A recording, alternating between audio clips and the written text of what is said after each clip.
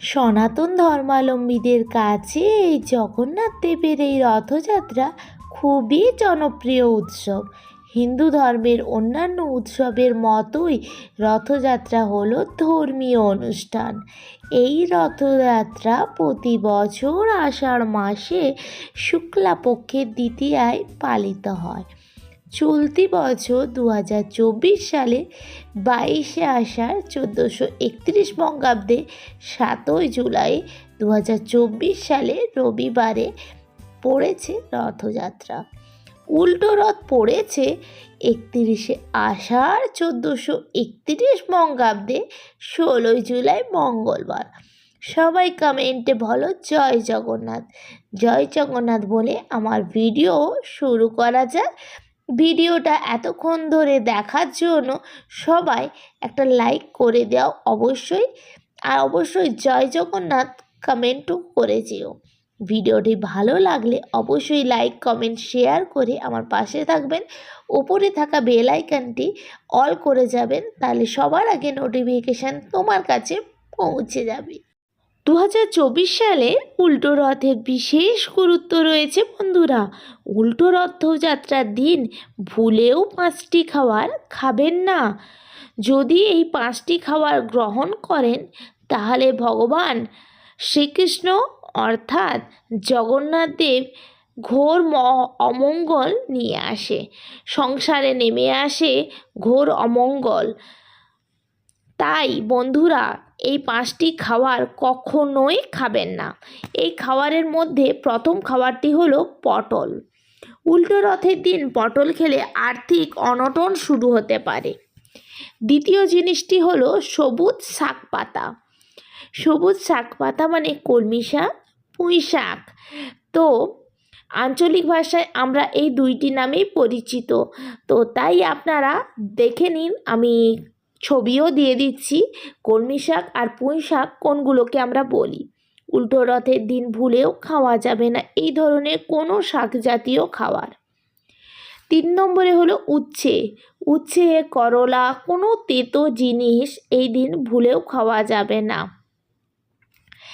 কারণ তিতা জিনিসটি খুবই অমঙ্গলের প্রতীক হিসাবে জানা যায়।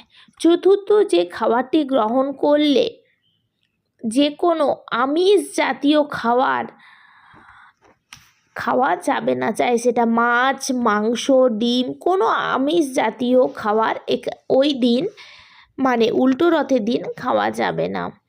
আমিষ জাতীয় দ্রব্য গ্রহণ করলে জগন্নাথ দেবের পুজো করলে কোনো ফল পাওয়া যাবে না। আপনাদের জীবনে ঘোর অমঙ্গল কলঙ্কের ছায়া নেমে আসতে চলেছে। সব থেকে শেষে আছে বন্ধুরা, কি বলুন তো, আশা করি আপনারা বুঝতে পেরেছেন, যেটা আমাদের স্বাস্থ্যের পক্ষে খুবই হানিকর। মদ্যপান জাতীয় কোনো নেশা করা যাবে না। তো আজকে জেনে নিলেন তো কোন কোন খাবার আমাদের এই উল্টো রথে যাবে না। তাহলে অবশ্যই এই খাবারগুলি অবশ্যই খাবারের তালিকা থেকে বাদ দিয়ে দিবেন।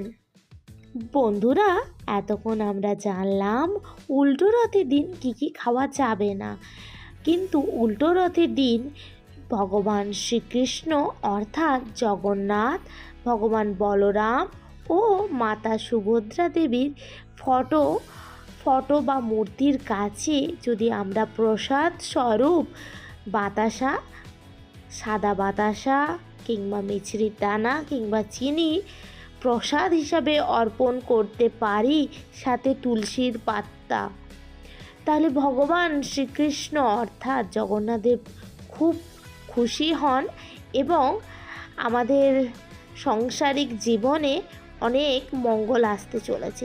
এবং সেই প্রসাদ সকলের মধ্যে আমরা যদি বিতরণ করে দিতে, রথযাত্রার দিন এই 5টি কাজ করলে সংসারে সুখ, শান্তি, সমৃদ্ধি লাভ হয়।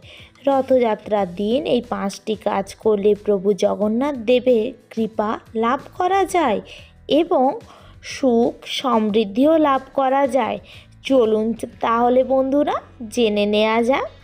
রথযাত্রার দিন রথ টানার সময় একজন ব্যক্তি যদি দেখেন তাতে তার অন্তরের সব পাপ মোচন হয়।